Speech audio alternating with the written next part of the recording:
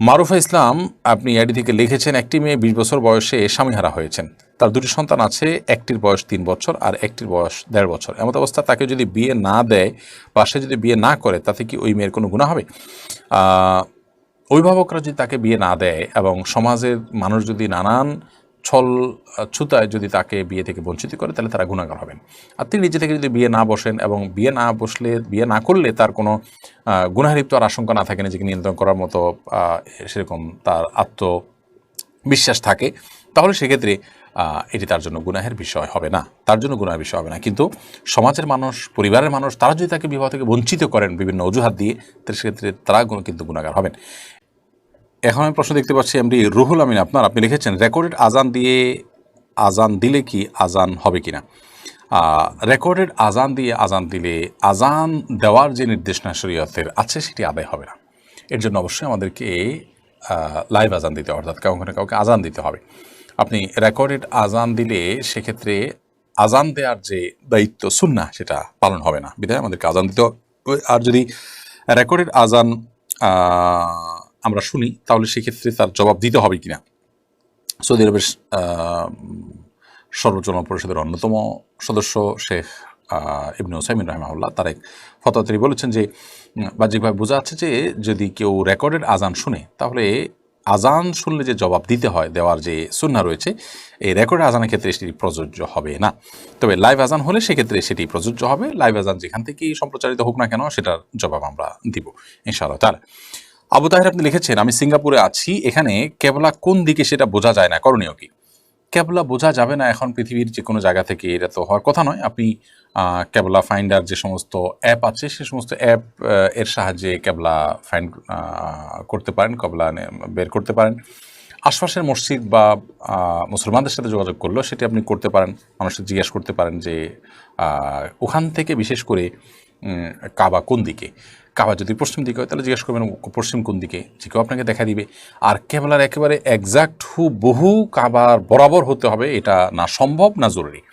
অতএব কাবা যেদিকে জাস্ট ওই দিকে, কাবাটা যদি উত্তর হয় উত্তর দিকে, দক্ষিণ হলো দক্ষিণ দিকে, জাস্ট ওই দিকে ফিরে আমরা সালাত আদায় করবো। আর ওই দিকটাতে ফিরে সালাত আদায় করার জন্যই কিন্তু আল্লাহ তাআলা আমাদেরকে নির্দেশ করেছেন। বিধায় আপনি আশপাশে মানুষের সহায়তা নিলে কিংবা কেবলা ফাইন্ডের জন্য যে সমস্ত অ্যাপগুলো আছে, সেগুলো সহায়তা নিয়ে আপনি কেবলা নিরূপণ করতে পারবেন।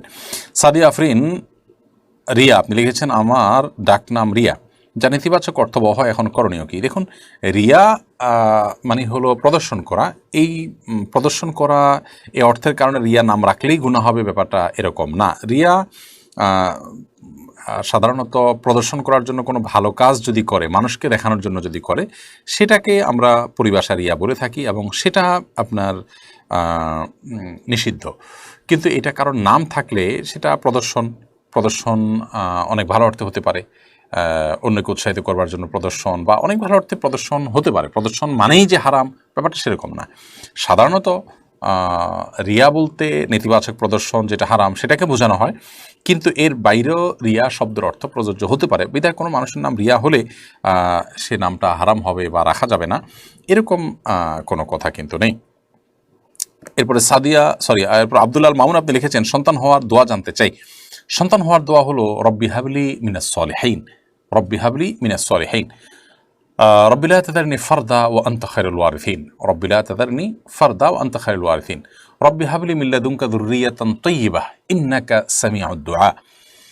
এই তিনটি দোয়া আল্লাহর নবী জাকারিয়া আলাইহিস সালাম এবং ইব্রাহিম আলাইহিস সালাম করেছেন, এবং তাদেরকে আল্লাহ তাআলা তাদের বার্ধক্যে সন্তান দিয়েছেন। অতএব আমাদের সন্তানহীনতার কষ্ট লাঘব করবার জন্য এই দোয়াগুলো আমরা বিশেষ করে আল্লাহ তার কাছে পাঠ করতে পারি। রব্বি হাবলি মিনাস সলিহিন, আল্লাহ আমাকে নেক সন্তান দান করুন। আল্লাহ আমাকে একাকী রাখবেন না, আপনি সর্বোত্তম ওয়ারিস, উত্তরাধিকারী। আল্লাহ আপনার পক্ষ থেকে আপনি আমাকে নেক সন্তান দান করুন, ভালো সন্তান দান করুন। এ দোয়া আমরা করতে পারি। এ দোয়াগুলোর অর্থ বুঝেও যে আমরা আল্লাহ তাআলার কাছে নিবেদন করবো ইনশাআল্লাহ তাআলা। নাহিদ হাসান লিখেছেন, আমার দাড়ি এক মুষ্টির কাছাকাছি কিন্তু অসমান, অর্থাৎ বড় ছোট হয়ে বাড়ে, সেক্ষেত্রে কি কেটে সমান করা যাবে? যদি এক মুষ্টির বেশি হয়, তাহলে অতিরিক্ত যেগুলো আছে সেগুলো যদি আপনার জন্য ডিস্টার্বের হয় বা দেখতে অসুন্দর হয়, তাহলে সেটা আপনারা কেটে সমান করতে পারবেন। কিন্তু এক মুষ্টির নিচে যদি থাকে, তাহলে সেক্ষেত্রে যত অসুন্দরই হোক, কোনো যুক্তিতে আপনি সেকে ছোট করতে পারবেন না। এমডি আব্দুল আলিম সুজন আপনি লিখেছেন, না ঘুমিয়ে রাত 11টার দিকে তাহাজ্জুদ পড়া যাবে কিনা? তাহাজ্জুদ সাধারণত হুজুদ থেকে, যার অর্থ হলো ঘুম থেকে উঠে যে সালাত আদায় করা হয়, কিন্তু আপনি যদি এশার সালাত আদায় করার পর কোনো সালাত আদায় করেন 2 রাকাত 4 রাকাত তাহাজ্জুদের নিয়তে, তাহলে সেটাও এক প্রকারের তাহাজ্জুদ হবে। যদিও সেটা আক্ষরিক অর্থে যে তাহাজ্জুদ, তাহাজ্জুদের যে আপনার শব্দের অর্থ সেটা এখানে পাওয়া যাচ্ছে না, তারপরে এটা এক প্রকারের তাহাজ্জুদ বা এটাকে কিয়ামুল লাইল বা রাত জেগে সালাত আদায় করা হিসাবে বিবেচিত করা হবে। বিধায় আপনি এটা করতে পারেন। অবশ্যই ভোর রাতে উঠার সামর্থ্য না থাকলে এই সময়ে সন্ধ্যা রাতে আপনি 2-4 রাকাত নামাজ পড়লে সেটা না হওয়ার চাইতে অবশ্যই ভালো, এবং সেটার কারণে আপনি এক ধরনের তাহাজ্জুদ সওয়াব অবশ্যই পাবেন। কারু লতা আইআইডি থেকে আপনি লিখেছেন, আমার সব কিছুতে অশান্তি লাগে, এ থেকে করণীয় কি হতে পারে?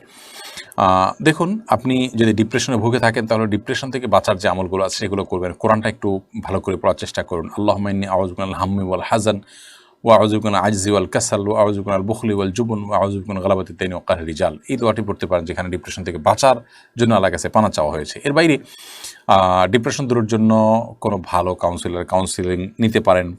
কোনো আপনি যে সমস্ত ডাক্তাররা আপনার এ ধরনের ক্ষেত্রে হেল্প করে তাদের শরণাপন্ন হতে পারেন, এবং আপনার অশান্তির ধরন কি, প্রকৃতি কি সেটা জানা গেলে সেটা নিয়ে হয়তো আরও বিস্তারিতভাবে আপনাকে কেউ পরামর্শ দিতে পারবেন। আপনি সেরকম কারো কাছে যাওয়ার চেষ্টা করুন। জোনাকি লিখেছেন, পালক সন্তানের সামনে পর্দার গুরুত্ব কতটুকু? পর্দা এটা নিজের সন্তানের সামনে প্রযোজ্য, নিজের সন্তানের সামনে প্রযোজ্য হয় না, কিন্তু পালক সন্তানের সামনে একজন অপরিচিত মানুষের মতোই প্রযোজ্য হবে।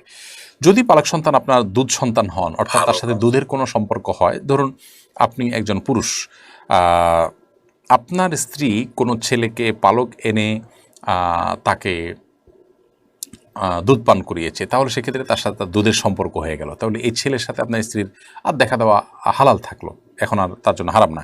তো এরকম কোনো সম্পর্ক যদি তৈরি হয়ে যায় তাহলে ভিন্ন কথা। যদি সম্পর্ক সেটা না হয়, দুধের সম্পর্ক তৈরি না হয়, তাহলে সেক্ষেত্রে পালক সন্তান আর অপরিচিত মানুষের ভিতরে কোনো পার্থক্য নেই। এই বিষয়টি আমাদের সমাজে অনেকে বুঝেন না। না বোঝার কারণে দেখা যায় যে পালক সন্তানকে নিজের সন্তান মনের মতো মনে করে আমরা অনেকে তার সাথে পর্দা বিধান মেনে চলি না, যেটা আমাদেরকে অনেক গুনাহের ভাগীদার করে ফেলে।